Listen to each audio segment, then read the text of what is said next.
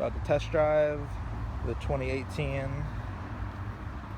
Honda Civic Si 2018.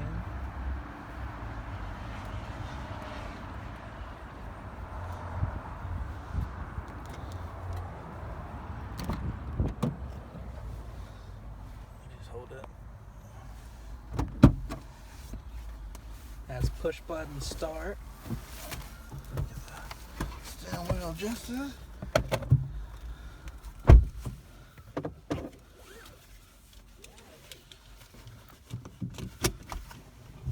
Pump the seat down a little bit. Alrighty. Push button start. I'll show you guys the dash. Brand new. And so of course, as we know, this is a 1.5 liter turbo. Cool feature, when you get your seatbelt on and your brake in, you can go ahead and press brake hold. That's going to illuminate. What that is, if you let off the brakes and let off the brake, the car does not move, even on the e-brakes on here. Take the e-brake off. Brake hold's on, put off the brake, car doesn't move. It's not moving anywhere. That's what brake hold does until you press the gas so you don't roll back.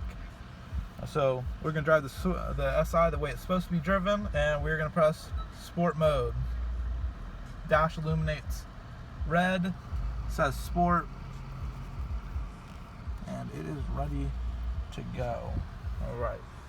Okay, we've got the LCD screen right here, and this has Apple CarPlay, Android Auto, and Honda Link, of course, all touchscreen with the heated seats. And we're going to take this thing for a spin and see what she's got.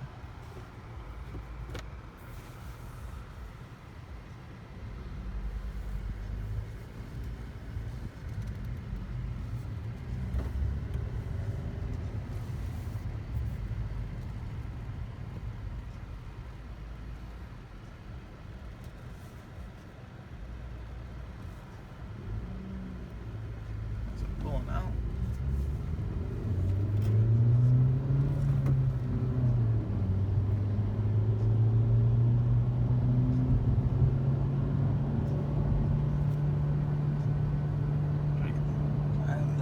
I have the speed in there. Oh yeah?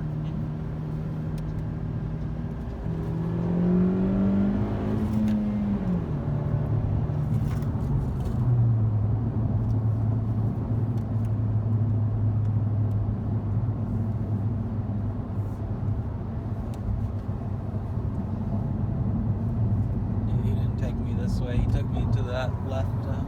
Yeah. So you take this exit and then you keep going straight. What's better about this road? Further and you go side the city and highway. Good. So the biggest things that change when you get into the sport mode, your suspension changes, the handling changes, and then of course the dash changes. The biggest difference is the dash illuminates red. So everything has all these red accents, and it's going to illuminate, light up red when you have to shift. But take it off, I'll go ahead and take sport off. It goes back to normal, less red. Put it back on, you have all these red accents, and as you see, the little car pops up and it changes. So we're going to give him the camera back.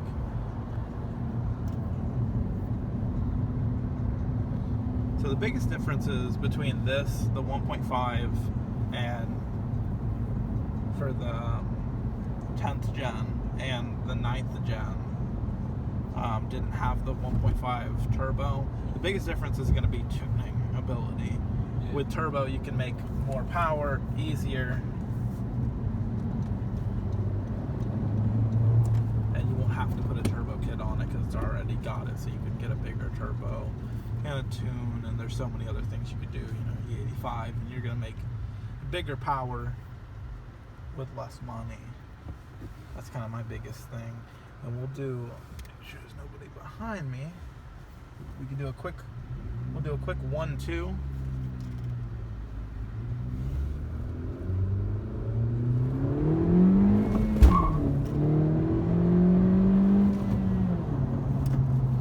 And it easily chirps in the second.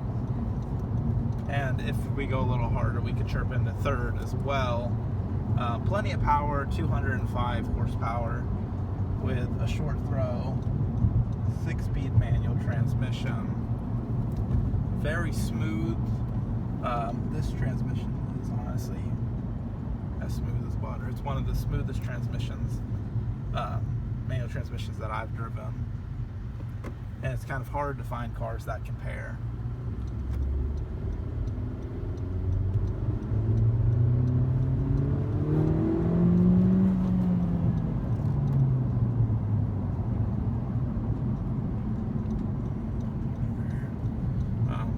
So when you turn your right turn signal on, you do have a blind spot indicator. That's fine. Okay. Yeah. And put it on the camera. And you can see your blind spot.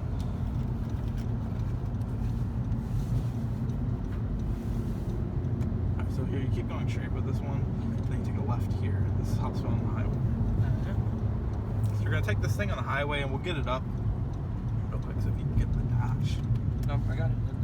It shows the speedometer. Yeah, see. All right. So I'm gonna do a quick 0 to 60. Second gear. 628.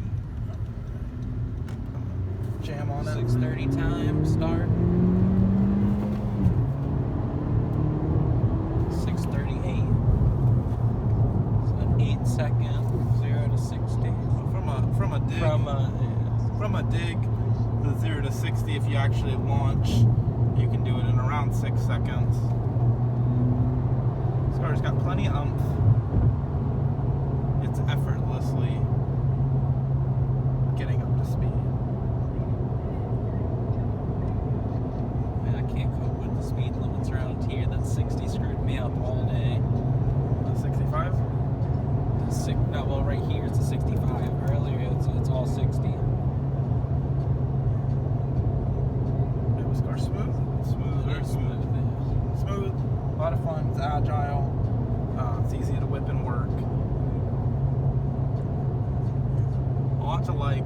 I'm a big fan of the 17 and 18 Civic SIs over the 9th gen because I just think the turbo's a lot more responsive than the naturally aspirated engine, and I think there's a lot more to be had fun-wise with the turbo.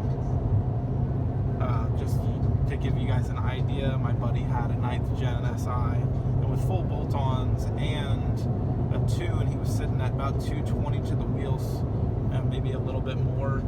And honestly, this car, full bolt-ons and a tune, I wouldn't see why you wouldn't be sitting, 250, 260 wheel. So a lot more power, and that's with just the stock turbo. There's still a lot more to be had.